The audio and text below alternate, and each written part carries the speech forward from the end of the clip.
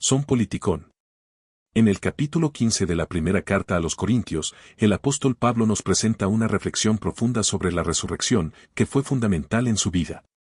Cuando Pablo predica, no se limita a ofrecer un mensaje moral. Es cierto que su enseñanza incluye aspectos éticos, pero eso no es lo más importante.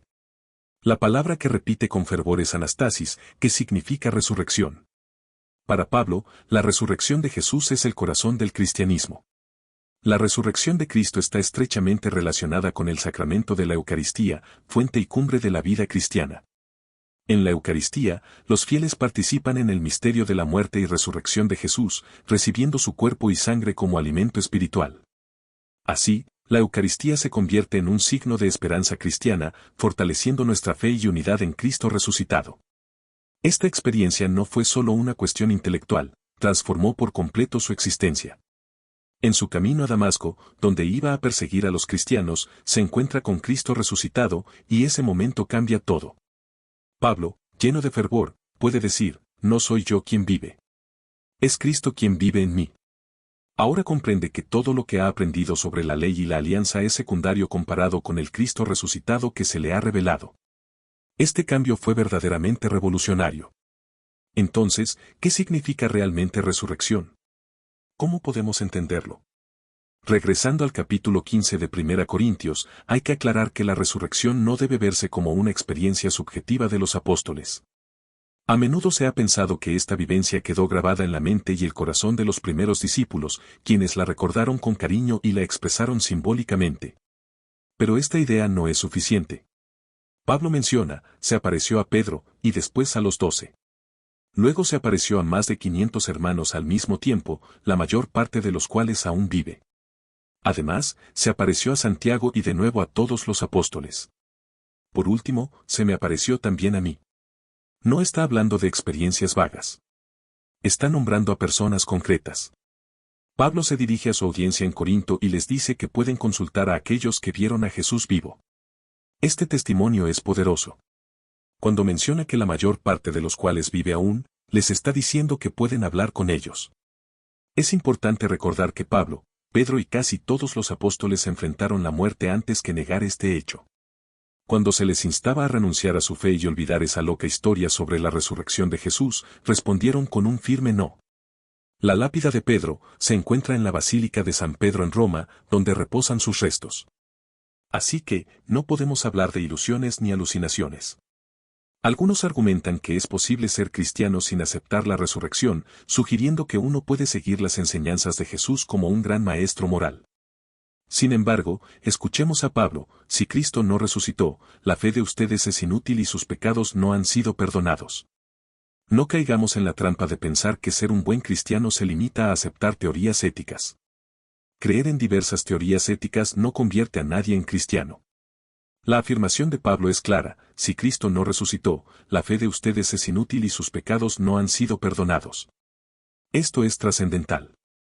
Si Cristo no ha resucitado, significa que fue asesinado, colocado en su tumba y permanece allí. En tal caso, seguiríamos atrapados en el viejo mundo del pecado y la muerte, donde los poderosos oprimen a los débiles. El propósito de la resurrección es la llegada de un nuevo mundo. El pecado ha sido derrotado por la resurrección de Jesús. Por tanto, si no resucitó, aún estamos en nuestros pecados. Para profundizar, Pablo dice, Cristo resucitó de entre los muertos, el primero de todos. En el pensamiento de su tiempo, se esperaba que al final de la historia los justos resucitarían. Lo que sorprendió a los primeros creyentes fue que lo que esperaban para el final de los tiempos ya había sucedido en Jesús. No lo ven como una excepción, sino como el primero de los que han muerto. Esto significa que Él es el precursor y el signo de que lo que le sucedió a Él también sucederá a todos los justos.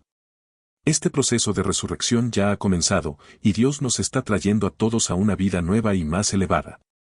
Por eso hallamos esperanza en la resurrección de Jesús, no la vemos solo como un evento histórico, sino como un signo de lo que nos espera. Él es el primero de aquellos que se han quedado dormidos. Pablo continúa planteando preguntas sobre la resurrección, cómo resucitan los muertos, con qué clase de cuerpo.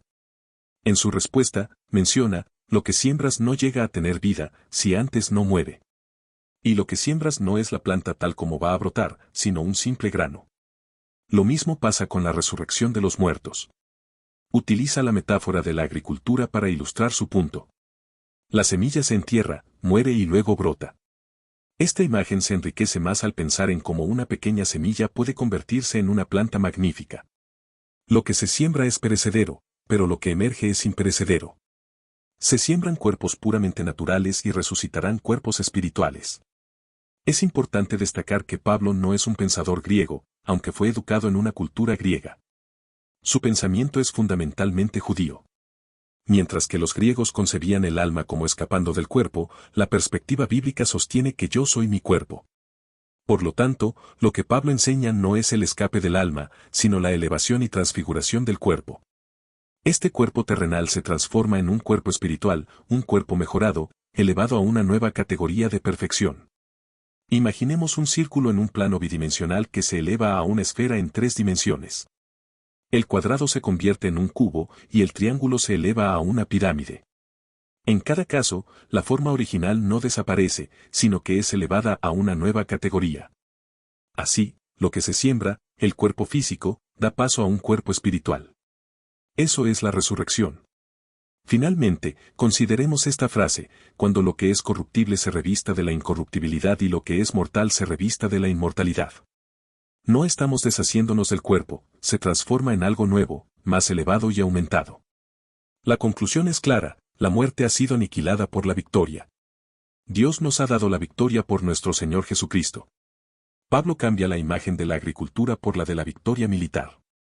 La muerte y el miedo a la muerte reinan en el mundo del pecado, pero el Señor Jesucristo, en su resurrección, ha vencido ese miedo al conquistar la muerte. Nosotros, como cristianos, vivimos ahora bajo su señorío, no bajo el del pecado. Por eso, debemos alegrarnos en el poder de la resurrección.